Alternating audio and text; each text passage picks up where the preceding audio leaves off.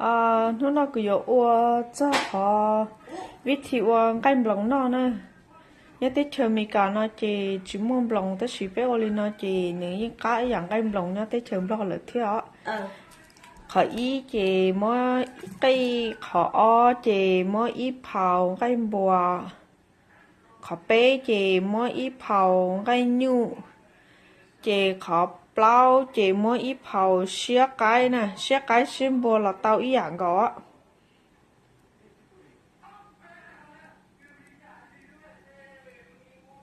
họ chỉ mỗi cho rau nó yêu bao hùa hay tiệt phá cả đầu nè mỗi cho nó là sao chỉ ít liệt của mà lấy ôi chứ dùng một đôi nít sai á coi nè ok chỉ mỗi khoảng cái nhu chỗ mò ok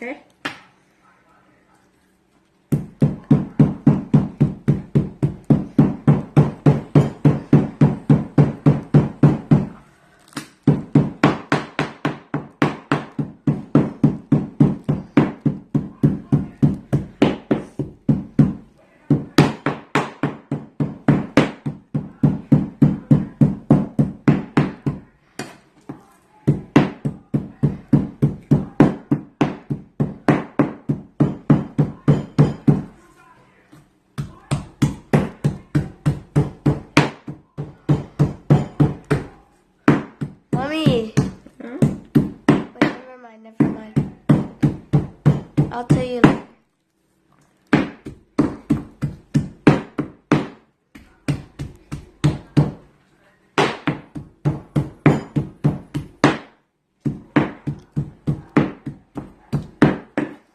ok chị tao chị cái xong phỏ đó Could pause huh? chị tao phỏ No, I didn't pause it thì yet. chị phải nói với cái búa ok chọn cái nhu tà chị chọn cái búa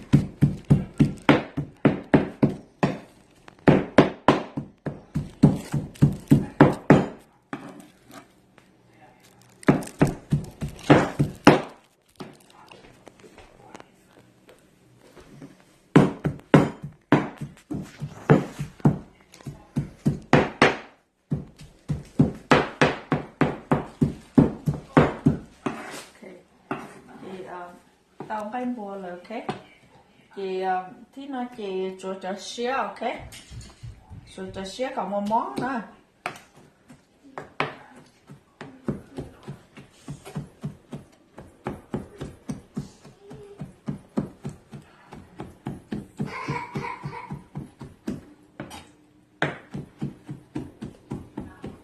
Có mình thì có thá nữa.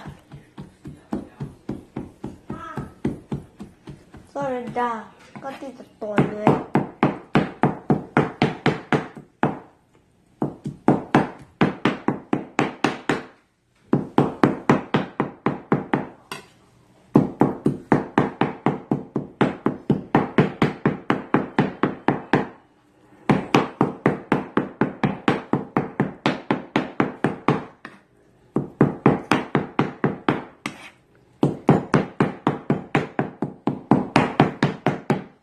ê tao lơ tao cho xía này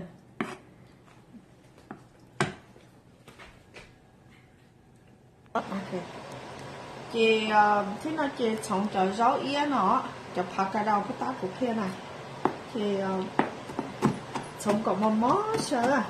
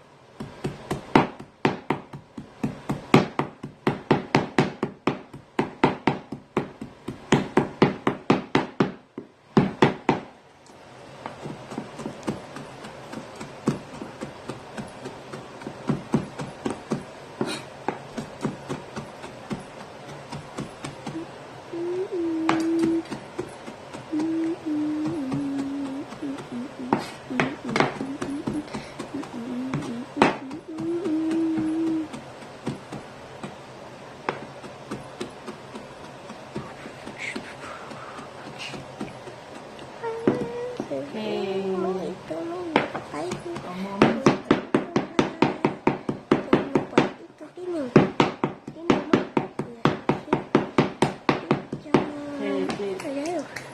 tao Nước cái nữa giấy. Từ. Pause. chị khác rồi đó chị tí nó chị tàu nữa chị muốn xí đo ok đó xí Okay. sơ ok đó Ew. Yucky. That looks like chocolate now. Looks like chocolate and strawberry vanilla. Damn.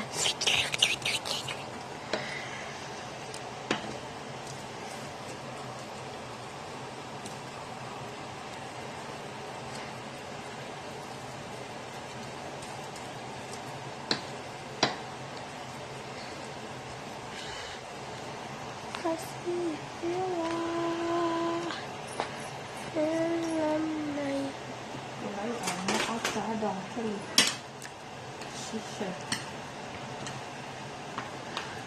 Holy crud. What about these? cái gì nữa cái gì nữa thì muốn xí sơ xí đo có xí thở cả ta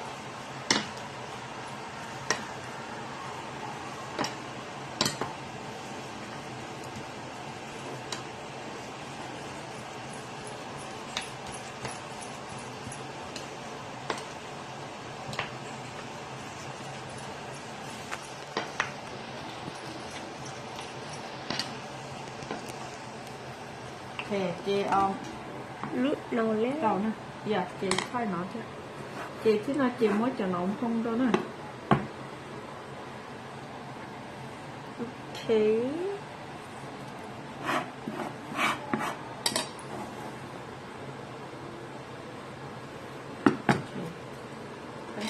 I wish we had one of those standing things. thì chị muốn đo cho nó trâu cặp thở cặp tá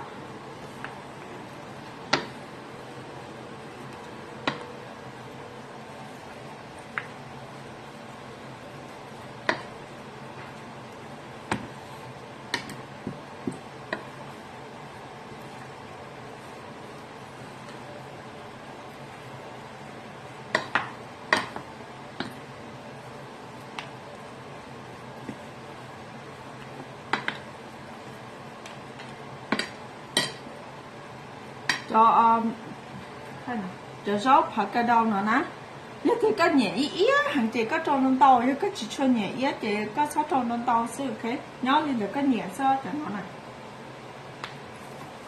cái sơ còn gió vào đi nó sao có bỏ tiền gió vào đi nó chị tôi mới đo cả thống chẳng cái cho còn dạo cả ta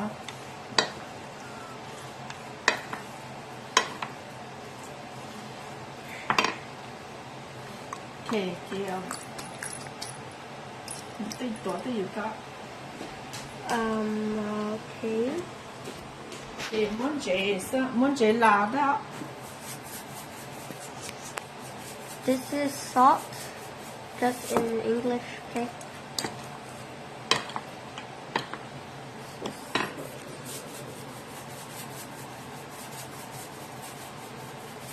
ok ok muốn chị cho cọc bán chị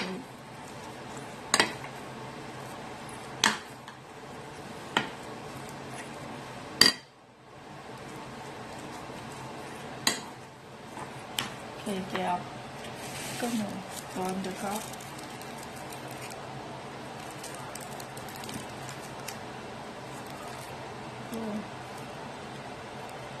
sắp thay cũ Those mushrooms or the thing that smells bad?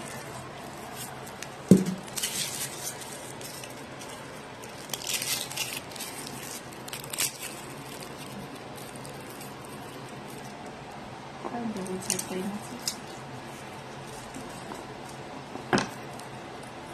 một hỏi thôi chứ Okay. ok một tí chỗ mà mò cho một tí chỗ mà mò sẽ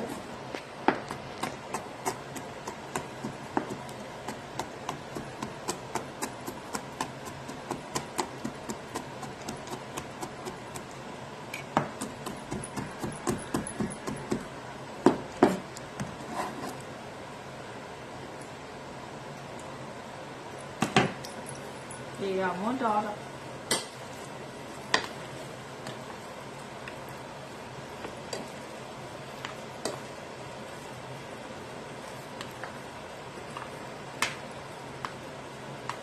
Chị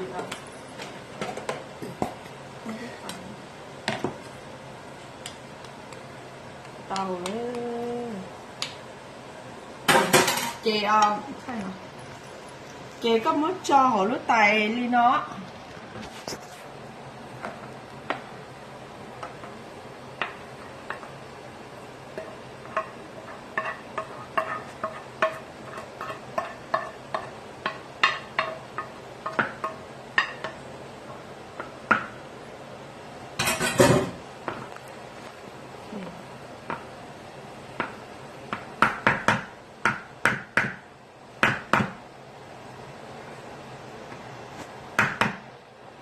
Chị muốn nó không khứ.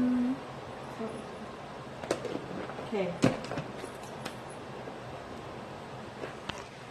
Ok. Hay đặt của các. Mất khứ đi nó. Xem nào. Mất khứ đi nó. Chị ý mò nó có mất chia họ túi dình ý mò chị tất gì chị. Có mà đi mới cho là chú đâu nó chờ được sẽ chị có cá hàng liên cái lùng nhá tí thường lo là ok.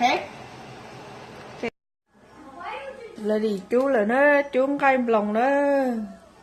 Nên mới cho lên nó nên mới lông trái bùa là chị nên sao cỏ trái bên này to chị nên mới không tới chi nó cho họ cá chị nên mới lông trái là chị nên mới khó đây mình trâu sẽ chị vậy nên mới tao đu cho họ cá là giờ nên mới rau sư cá rau sư á cho cụ mà cụ nhẹ cá rau sư á giờ nên chỉ nhẹ là cho kỳ giờ tao đu sư là tao chị nên bỏ cụ mới đi bỏ của mó tao đú cho nó tao đú nhá nó chị của mó cho nó chị của chị mó chú sợ kể lại đi chú là đó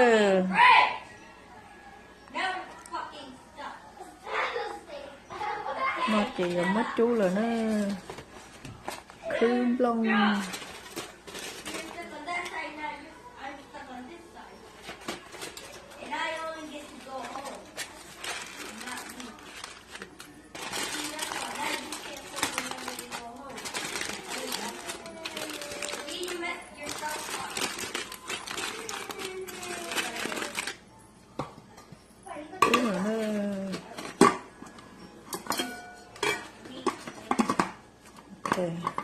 chú lỡ ok mới chú lên nó đó nên chú ít lên đi sai ya tiền trong lịch sử là chơi vô lên đó sư của chú mà có thể bị chân mình này đó là sử chơi có một khi sai sử chơi có vô lên đó sư chú sử là nó chú sử chơi nên trong lên nó này trong lên ngay lòng kia nó cá li cá sữa ok chú lên nó đó nên sai ya tiền nên nhẹ nó thiên nó là nên họ ok để bé mà xí xí đó